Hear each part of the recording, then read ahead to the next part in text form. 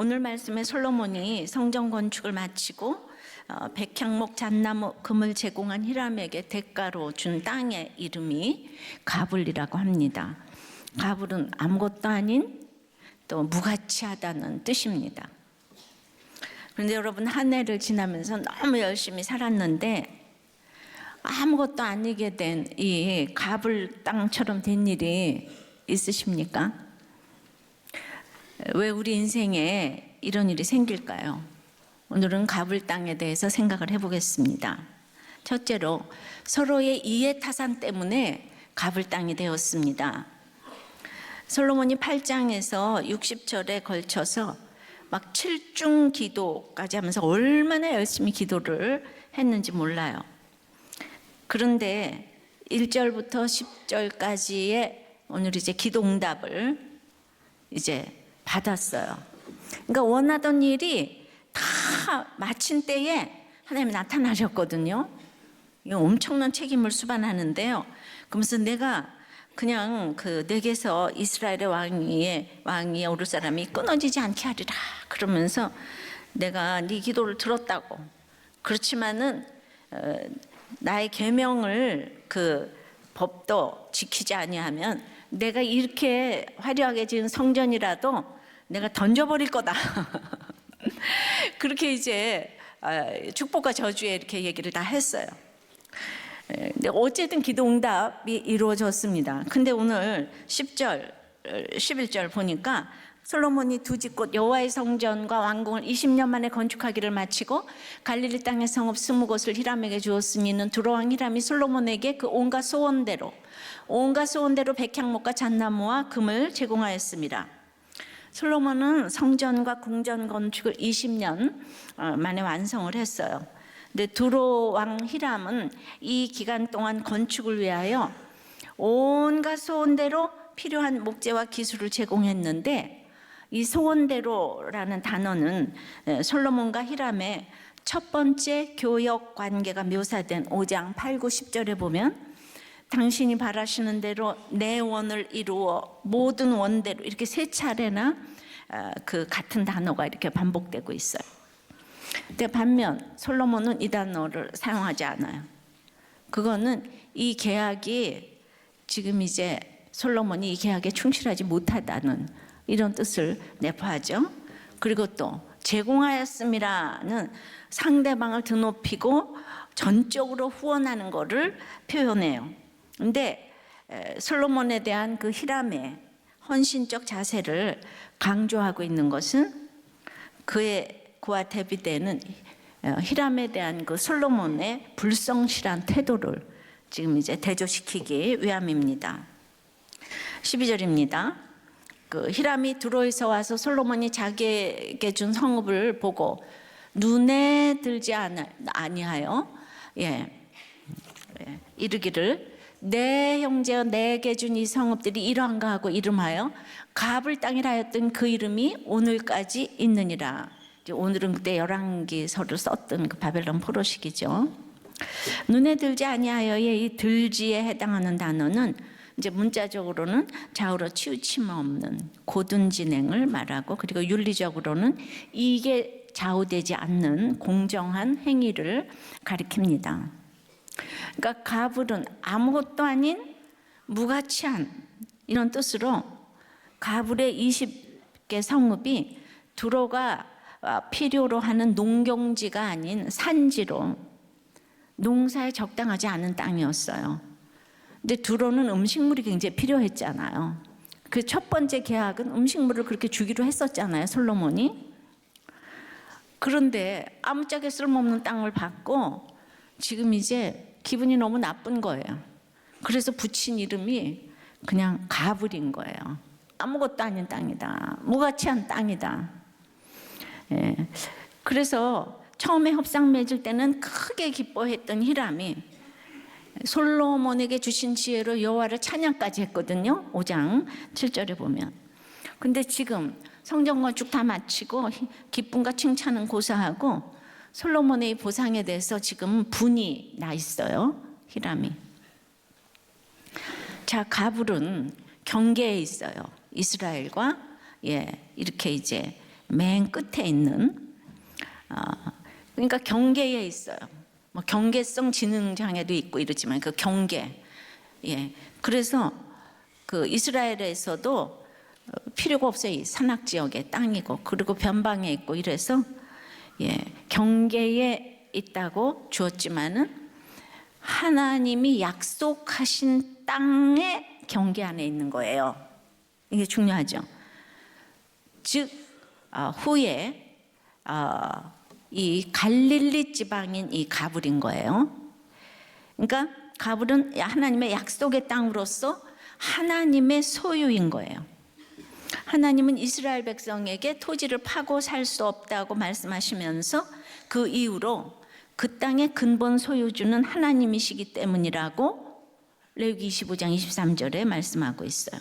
그러니까 그 땅은 그 땅의 상태와 상관없이 사람이 임으로 처분할 수 없는 땅인 거예요. 이 갈릴리 땅이 하나님의 약속의 땅이라면 이 가치를요 계산할 수 없을 만큼 중요한 땅인 거예요. 근데 히람이 필요한 건 음식물이라 그랬잖아요. 근데 이 갈릴리 땅이 산악 지역이라 생산물을 낼 수 없는 이제 쓸모없는 땅인데 그다지도 도움을 준 히람에게 이걸 준 거예요. 예. 불공정 거래죠. 솔로몬 입장에서 보면. 네, 다행히 그 땅은 하나님의 섭리로 다시 이스라엘에게 돌아오기는 하였지만 이것은 솔로몬이 이런 세상 정치 관계에서 보여준 이런 이해다산적인 관계를 앞으로 하나님과의 관계에서도 이제 여실히 드러낼 거를 보여주는 거예요. 만일 솔로몬이 하나님을 올바로 섬기기를 원했다면 성전을 짓고 거기서 예배를 드리기 전에 이웃과의 관계를 먼저 올바로 해야 했어요. 아니 기도를 그리도 만일 내가 어쩌고 저쩌고 만일 이 백성이 나쁘고 만일 적국에서 예배 드리거든 이러면서 7중 기도를 했건만 그냥 본인이 만일 죄를 짓는 지금 당사자가 되기 시작한 거예요. 주님은 이웃에게 빚진 것 중 작은 것이라도 다 돌려주기 전에는 심판에서 벗어나지 못할 것이라고 마태복음 5장 26절에 말씀하고 있죠. 또 예물을 드리다가 또 혹 주변의 형제에게 원망 들을 만한 일이 있는 줄 생각나거든 예물을 제단 앞에 놔두고 먼저 가서 형제와 화해해야 된다고 가르치셨어요. 마태복음 5장 23절 4절이죠. 그런데 솔로몬이 그러지를 못했어요.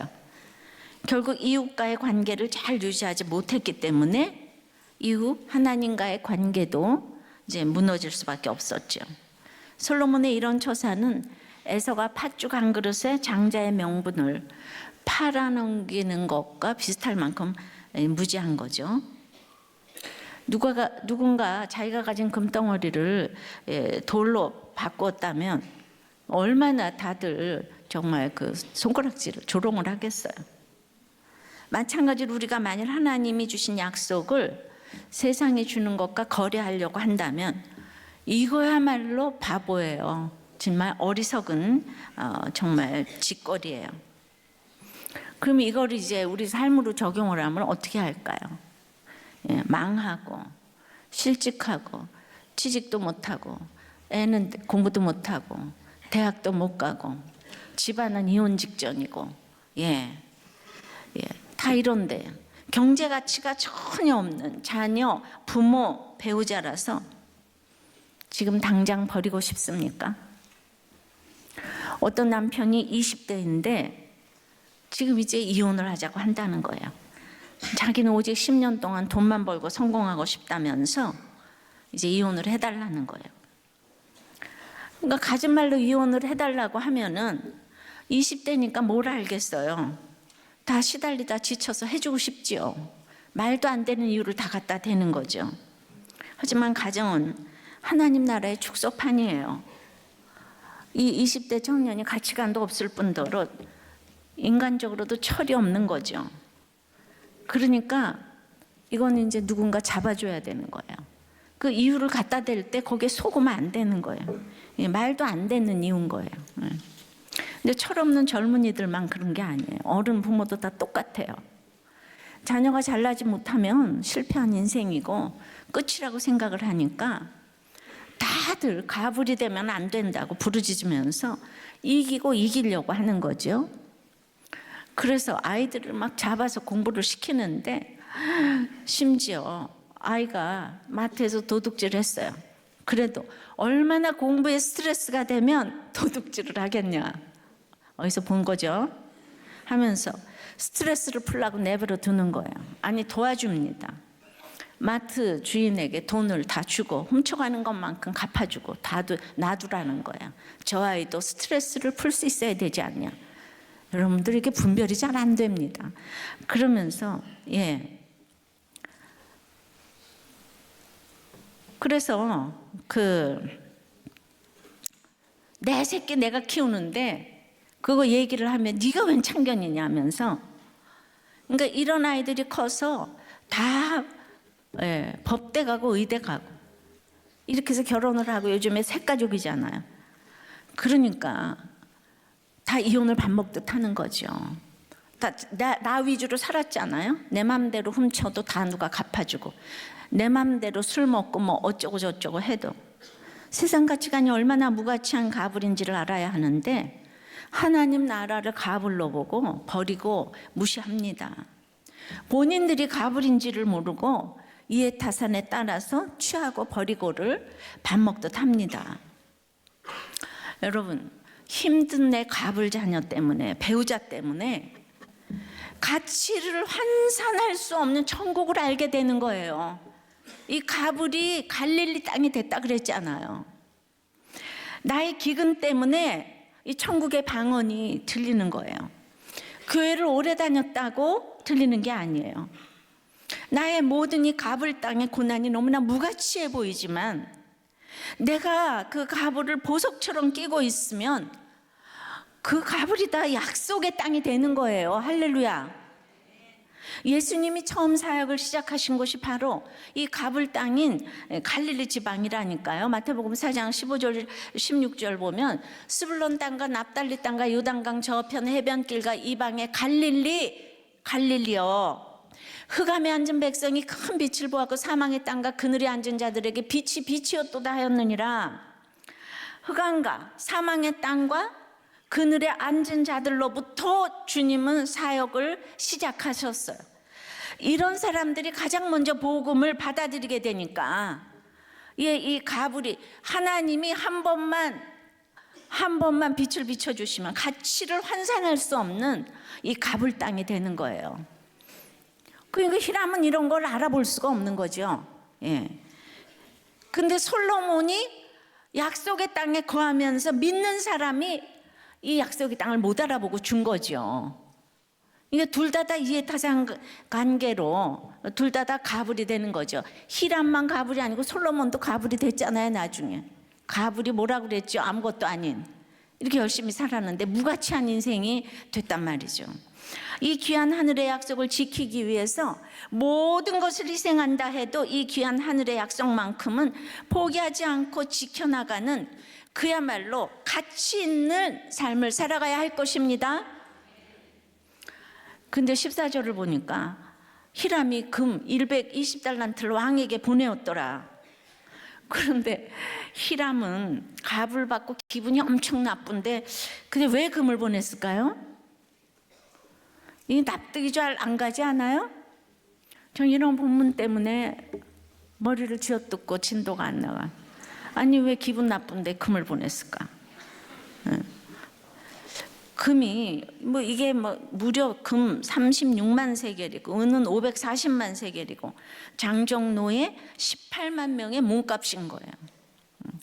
그런데 그래서 그냥 찾아봤더니 여러 가지 견해가 있는데 잘 모른대요. 그러니까 너무나 대규모 건축 사업으로 그냥 국고가 탕진돼 가지고 갈릴리 성읍들을 담보로 해서 돈을 받은 거다. 금 120달란트를. 이제 여러 견해가 있어요. 모르는 거는 그냥 여기까지 하지만 왜 그랬을까를 생각해 보는 게 큐티지 않아요. 그러니까 왜 그랬을까를 그냥 생각해 보세요. 그런데 그건 거기까지 두고 이 120달란트, 마지막에는 또 420달란트를 또 얻었다 그랬잖아요. 돈이 여기는 물처럼, 금처럼, 금이 돌처럼 굴러댕겨요. 근데 이 금을 자신을 위한 이 다양한 건축물의 건설에 소비했다면 이거는 솔로몬이 지나치게 사치한 것이고, 또 그 신명기 17장 17절에 보면 명백하게 왕은 은금을 자기를 위하여 많이 쌓아서는 안 된다는 그 왕의 규례를 이제 위반한 게 돼요. 예. 이처럼 본문에는 기도가 끝나자마자 솔로몬에 대한 부정적인 요소가 계속 언급되고 있습니다. 어쨌든 히람은 대단한 사람이에요. 아니, 우리가 생각해 보세요. 20성읍 줬다가 도로 반납을 하고 나서 120달란트를 딱 갖다 줬어요. 세상적으로 이렇게 멋있는 사람이 어디 있겠어요? 여러분은 정말 히람이 멋있지 않아요? 예? 그러니까 이 멋있는 히람 때문에 솔로몬의 길을 막은 인간이에요. 하나님께 나갈 길을 막았어요. 히람이 너무 진짜 대장부잖아요. 통이 커, 그죠? 솔로몬에 대해 이해가 되면서도 누구라서 정말 여기서 믿음을 지킬 수 있을 것인가. 저 같아도 믿음 못 지킬 것 같아요. 그나마 솔로몬이나 되니까 예수님 족보에 올라갔죠. 적용을 해보세요. 지금 흑암과 사망 속에서 여러분의 이해 타산으로 버리고 싶은 갑을 땅은 누구고 무엇입니까? 여러분이 그 가불 때문에 여기 와서 앉아있다고 생각하지 않으세요? 그 가불은 가치를 환산할 수 없는 최고의 땅이 될 줄을 믿으시기 바랍니다. 그 가불 때문에 지금 이 자리에 있는 거죠. 영적으로 보셔야 돼요. 자, 두 번째는 불신 결혼했기 때문에 가불 땅이 되었어요. 이 솔로몬의 불신 결혼, 여파로 역군과 마병과 노예가 이제 등장을 합니다. 첫 번째로 역군은 15절에 보니까 솔로몬 왕이 역군을 일으킨 까닭은 이러하니 여호와의 성전과 자기 왕궁과 밀로와 예루살렘 성과 핫솔과 무기떠와 겟셀을 건축하려 하였음이라. 이 15절에 보면 솔로몬이 건축한 성전, 왕궁, 밀로, 예루살렘 성과 핫솔, 무기떠와 겟셀 등 여러 가지 건축물들이 그 일정한 순서를 가지고 지금 배열이 돼 있잖아요. 근데 건축물들 가운데 성전과 왕궁을 제외하면 다른 모든 것들은 이스라엘의 국방을 위한 그 요새들인 거예요. 그러면 우리가 정치를 하려면 국방을 위한 것부터 지어야 되잖아요. 근데 솔로몬이 너무나 우선순위를 알아요. 중요한 것을 알아요. 그래서 성전부터 7년을 지었잖아요. 그리고 왕궁까지 합쳐서 20년에 그걸 짓고 나서 그 다음에 이제 다른 성곽, 요새 이런 것들을 건축했으니까 솔로몬이 이제 범사에 무엇을 앞세워야 하는지 알고 있었기 때문에, 그래서 타락한 후에 하나님은 이것들을 기억하시고 당대에 벌을 내리지 않으신 것 같아요. 이 수고도 아무나 할 수 있는 건 아니거든요. 그러나 이 건축하기 위해서 솔로몬이 역군을 일으켰다고 해요. 역군을 일으켰다고. 자, 성경을 많이 알면 적용이 풍성해요. 모세는 성막 지을 때 역군 일으켰다는 말이 없어요. 다 모세 성막 지을 때는 다 자원해서 했어요. 자원해서 예물도 남았어요. 그 피난 시절에 예물도 성전 짓고도 다 남았어요. 그러니까 역군을 일으키는 거는 성경적이 아니에요. 결국 여로보암이 이 역군들의 불만을 모아서 반란을 일으켜서 괴수가 되었거든요. 그러니까 어떤 단어를 주로 사용하는가에 보면은 그 리더의 그런 모든 중요하게 여기는 것들이 다 나와 있죠. 인격이 드러나고. 근데 벌써 역군 얘기가 많이 나오는 것이 솔로몬이 이상합니다. 그러니까 모세 때는 백성들이 예물도 가져오고 모두 자원해서 지었는데 이 솔로몬은요, 백성들이 헌금했다는 얘기도 없어요. 오직 히람하고만 놀아요. 히람하고만 놀아요. 그러니까 역군을 일으키잖아요. 우리 교회가 휘문 성전에 있을 때 너무나 초라하니까 정말 사모하는 사람들만 오니까 모든 것이 자원함으로 해결이 됐어요. 그러니까 교회가 너무너무 평강한 거예요. 근데 이렇게 판교에 멋진 성전이 세워지니까 그냥 이렇게 뭐 고난이 있어서 오고 이게 아니고 이제 가다가 들리고 이러다 보니까 이렇게 자원함이 옛날보다 훨씬 덜해졌어요. 어저께 3명밖에 안 왔대잖아. 그러니까 뭐든지 자원함으로 해서 교회가 편안했는데 요새는 할 수 없이 커져서 어쩔 수 없이 이제 뭐 이렇게 이제 그 모든 것들이 나가고, 예, 우리들 교회도 이제 역군이 생겼어요. 그러니까 이게 우리들 교회는 좀 안 그랬으면 좋겠는데 자원함이 옛날보다 좀 이제 줄어들었다고 할 수가 있는 거죠. 그래서 그런 것 때문에 안타까워요. 모두가 사모하는 사람들만 와서 앉아 있는 게 아니잖아요. 자, 어쨌든 이 역군을 일으킨 이유가 바로의 딸 때문이라네요. 불신결혼의 여파가 정말 무섭습니다. 16절에요.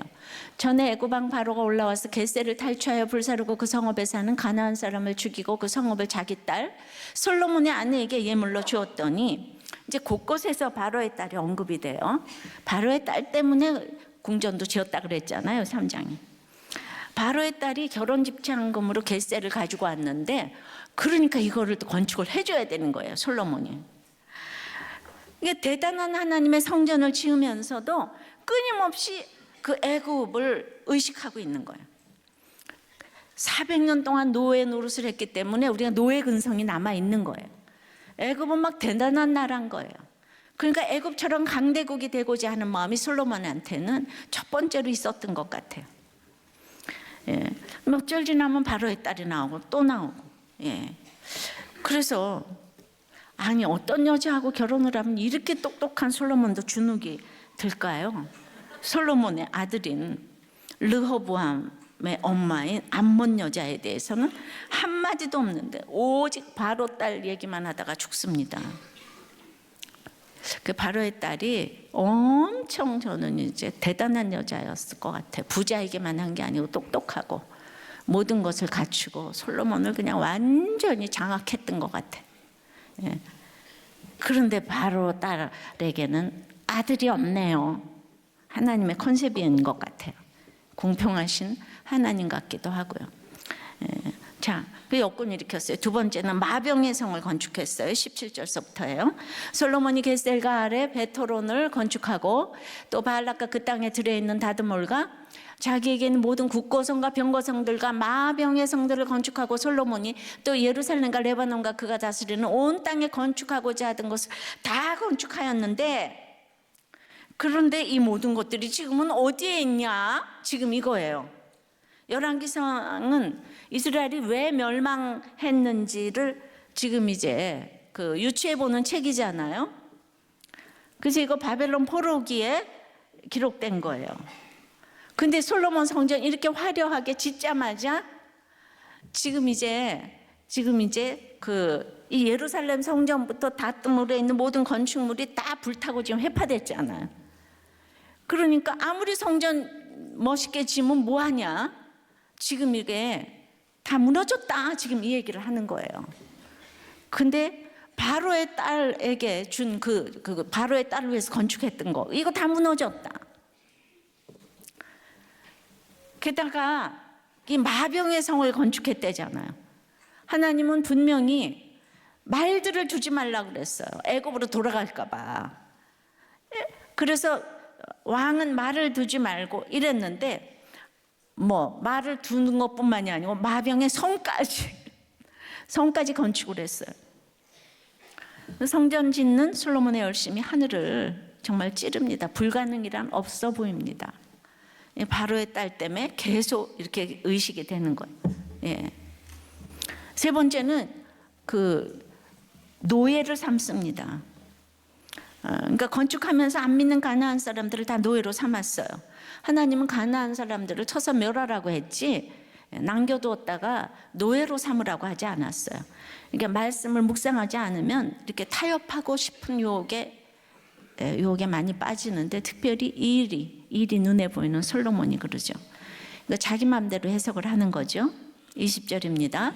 이스라엘 자손이 아닌 아모리 사람과 헷 사람과 브릿 사람과 히 사람과 여부 사람 중 남아있는 모든 사람, 곧 이스라엘 자손이 다 멸하지 못함으로 그 땅에 남아있는 그들의 자손들을 솔로몬이 노예로 역군을 삼아 오늘까지 이르렀으되, 열왕기상의 이 시절이죠. 바벨론 포로 오늘까지 이르렀으되. 그러니까 이스라엘이 자기들 곁에 죽이지 않고 살려두었던 이 가나안 족속들을 가리켜 올무와 덫이라고 표현을 하거든요. 여호수아 23장 13절에 보면. 근데 어떤 사냥꾼도 짐승을 잡기 위해서 그 몸 전체를 삼킬 만한 커다란 덫을 놓지는 않아요. 그러니까 날마다 죄와 어둠 속에 있으면서도 그걸 끊어내지 못하고, 이거 하나쯤은 괜찮겠지, 아니 이런 재미도 없이 어떻게 살아 하면서 죄악을 즐기지만 그게 올무와 덫이 된다는 거죠. 인본주의적인 생각에서 보면 아예 죽이는 것보다 살려두고 노예 삼는 편이 낫다. 이게 이 세상 정치인 거예요. 이 세상 정치하고 하나님의 정치는 정말 다르거든요. 하나님은 늘 구속사적인 맥락에서 세상적인 것은 남겨두지 말고 멸하라고 했는데, 가나안에 이르렀을 때 이렇게 다 멸하지 않고 남겨둔 가드 사람 중에서 이스라엘 괴롭히고 다윗을 괴롭힌 골리앗이 나왔잖아요. 지난주 본문 아랍 베나닷은 죽여야 하는데 아합이 왕이지만 분별이 안 되잖아요. 살려두었기 때문에 다시 쳐들어왔잖아요. 내가 세상적인 것을 완전히 끊어내지 못하면 그것이 나를 위협하는 거예요. 근데 내가 왜 이렇게 끊지 못하는가? 내 욕심 때문인 거죠. 22절에 보니까 오직 이스라엘 자손은 솔로몬이 노예를 삼지 아니하였으니, 나옵니다. 하나님은요, 출애굽의 역사를 통해서 이스라엘 백성들 모두를 400년 노예 생활에서 풀어주셨어요. 그토록 강팍한 압제자 바로로부터 하나님이 자유케 하신 이 사람들을 어떻게 감히 노예를 다시 삼을 수 있겠는가? 솔로몬은 이것을 문자적으로 해석해서 선민사상으로 이스라엘은 노예를 삼지 않았다고, 이 세상 강대국가 다를 바 없는 지금 행동을 하고 있는 거예요. 하나님은 인간을 사랑하세요. 어떤 형태로든 노예 삼는 것을 원하시지 않아요. 그런데 믿는 사람이라 그래서 주인 노릇하고 안 믿는 사람이라 그래서 노예를 한다면 이게 세상 나라와 다를 것이 무엇이 있겠습니까? 이런 식으로 서구 유럽이 식민지 통치를 했기 때문에 지금까지 지탄을 받고 그때의 영광이 지금 사라져가는 거예요. 미국이 성경에 손을 얹고 시작한 나라인데 노예를 뒀잖아요. 그러면서 너무 예배 열심히 드리는 거예요, 그 사람들이. 솔로몬처럼 믿는 사람은 축복을 받아야 되는 거예요. 성경을 자기 식대로 보고 적용했기 때문에 이스라엘 사람은 노예를 삼지 않고 가나안 사람만 노예를 삼았다. 이것이 솔로몬의 적용이에요. 자기 마음대로 내가 복음식으로 성경을 해석하는 거죠. 24절 바로의 딸이 또 나옵니다. 바로의 딸이 다윗성에서부터 올라와 솔로몬이 그를 위하여 건축한 궁에 이를 때 솔로몬이 밀로를 건축하였더라. 이스라엘 백성이 바로의 딸을 이방인이라고 생각을 하니까 바로의 딸이요 다윗궁에 거하지 못해요. 근데 다윗궁에 거하지도 못할 대통령의 딸은 데려오면 뭐합니까? 함께하지 못하고 백성들 눈치도 보면서 늘 거리를 두고 있어요.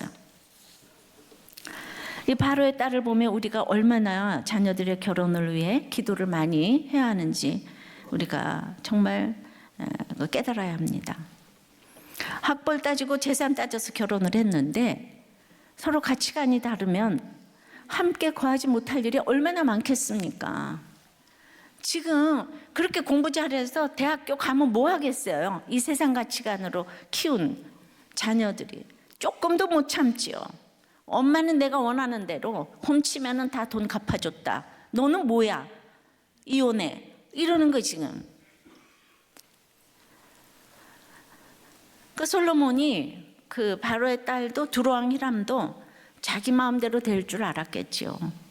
결혼 전에는 모두가 데려와서 예수 믿게 한다가 주제가예요. 근데 이 솔로몬도 자기 마음대로 하지 못하는 부분이 있잖아요. 히람은요, 다윗도 사랑했어요. 솔로몬도 사랑했어요. 대를 이어서 이 믿음의 친구들이 있어요. 그런데 예수를 안 믿어요. 그런데 우리는 히람이 너무 좋아요. 어떻게 분별을 해야 할지 하나님께 기도해야 돼요. 그러니까 믿음이 세상 거 아무것도 없어도 믿음 하나로 결혼하면 그때부터는 쌓이는 거밖에 없어요. 모든 거 가졌어도 뭐 이렇게 저렇게 망하면 대화가 안 통해서 이혼, 바람, 음란 이렇게 갈 수밖에 없어요. 인간은 악하고 음란하니까. 왜 믿음 하는지 여러분들은 아셔야 돼요. 왜 우리들 교회 청년들이 이혼을 한 커플도 이렇게 안 하겠어요? 지금 15년이나 됐는데 믿음으로 했기 때문이죠.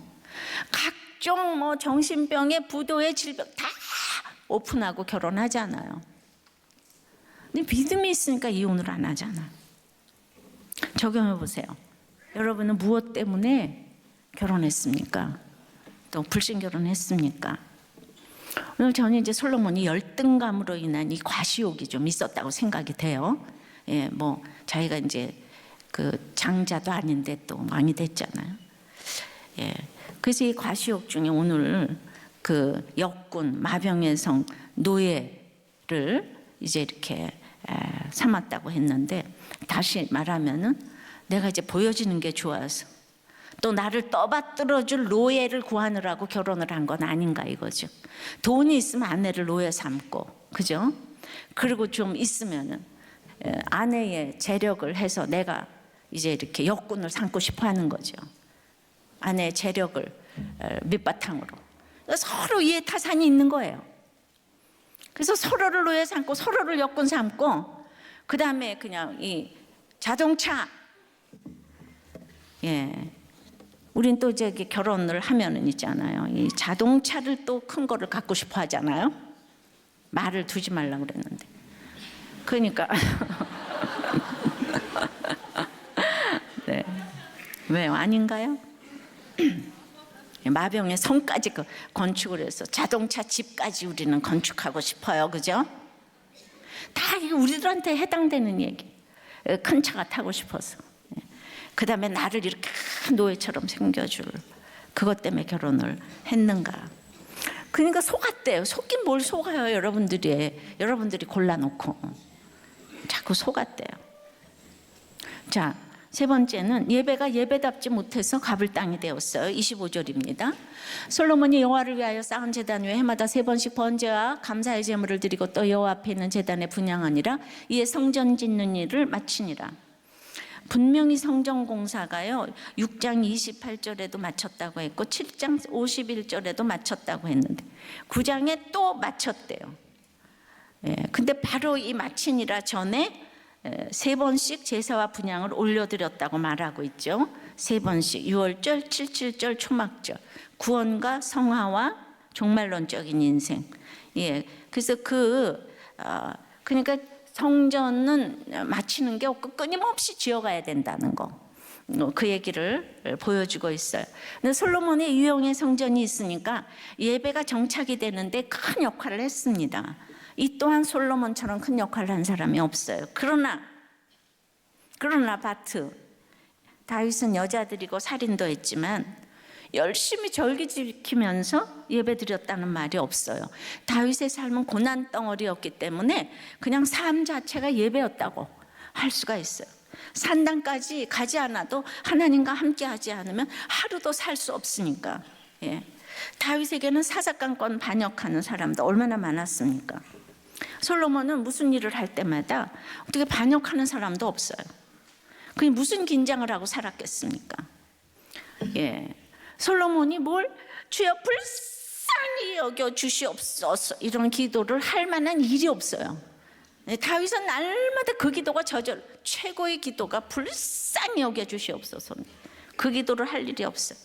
그러니까 1000번째의 그 부정적인 면이 보여지는 예배에 올인을 하는 거예요, 솔로몬이. 왜냐하면 지금까지 시큰 죄 짓고 있다가 지금 막 예배 열심히 드렸대잖아요. 예, 막 그냥 역군 마병에서 노예 삼고 그다음에 막 예배 열심히 드렸대. 불공정 거래하고 막 다 음란하고 막 예배 열심히 드렸대. 예, 우리가 따라가기가 어려워요. 이런 사람 어떻게 기도도 안 해보고 신자라 할 수가 있어? 철야 기도도 안 해보고 당신 신자야? 이런 사람이 솔로몬 같은 사람. 적용 질문 드려요. 여러분의 예배는 삶 자체입니까?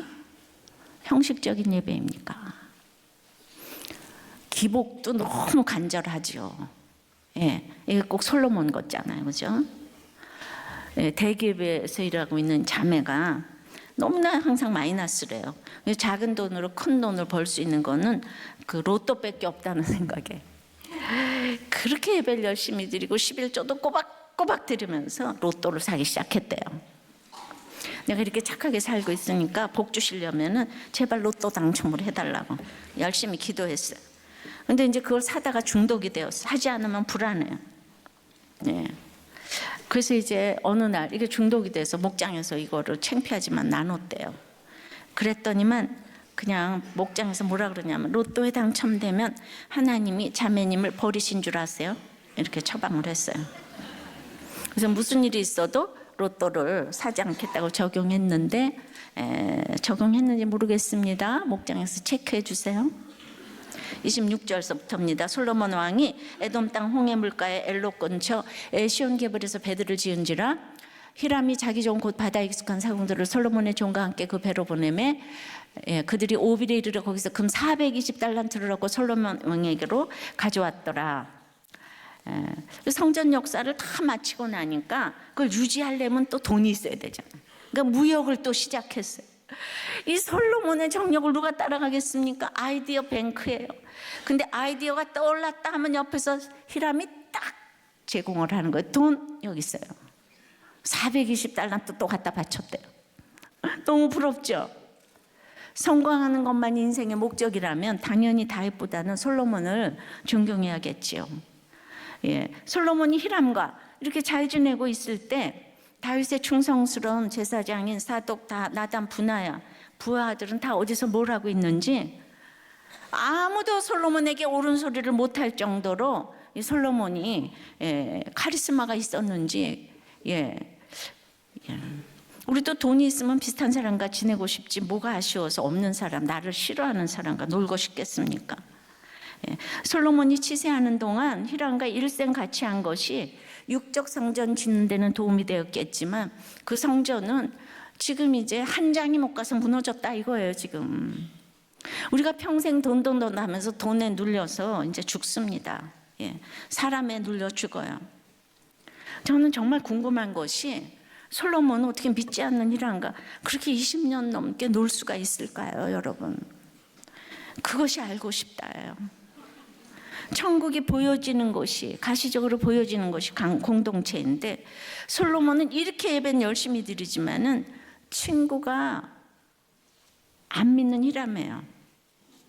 다윗의 부하들이 이렇게 반역하는 걸 보면서 나는 저 믿는 것들하고는 안 놀아야지 이렇게 결단했나 봐요. 믿는 것들은 반역만 해. 괴롭혀. 그러니까 우리도 교회는 열심히 다니지만 이렇게 친구가 없는 사람이 있어요. 너무 잘났기 때문에. 누군가 섬기는 거 이런 건 하지만은 같이 친구가 없는 거예요.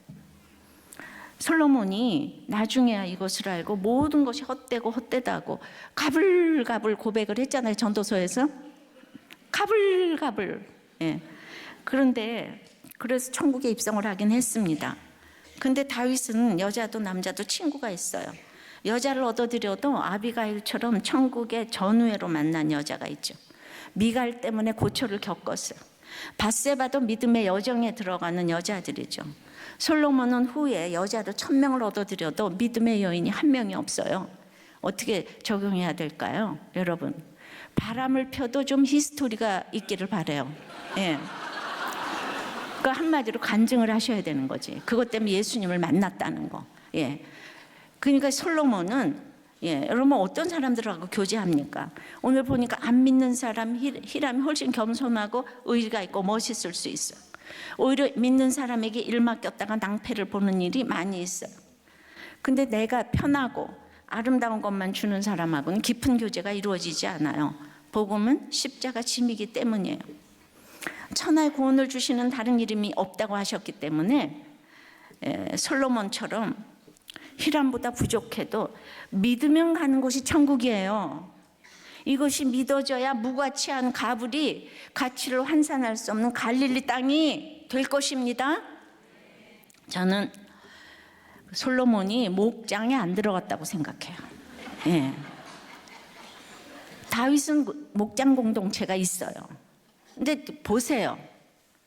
부자하고만 놀잖아요, 솔로몬이. 여러분 목장이 얼마나 중요한지 몰라요. 자, 적용해 보세요.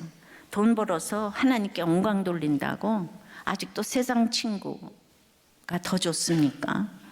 이제 교회 공동체가 좋습니까? 오늘 공동체 고백은 솔로몬처럼 내 왕국을 만들고 싶었다는 집사님의 이 큐팅 간증이에요.